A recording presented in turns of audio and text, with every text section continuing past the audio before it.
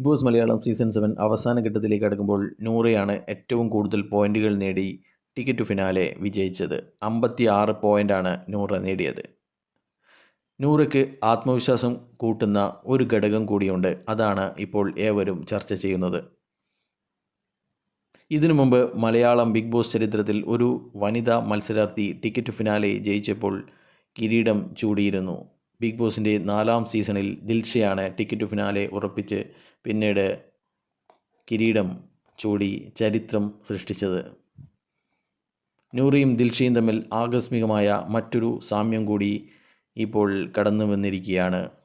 രണ്ടുപേരും ticket finale ടാസ്കുകളിൽ നിന്നായി നേടിയത് 56 പോയിൻ്റ് ആണ് എന്നതാണ് ഏറെ കൗതുകം.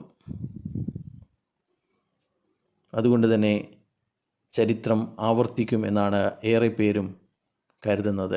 നിങ്ങൾക്ക് എന്താണ് തോന്നുന്നത്?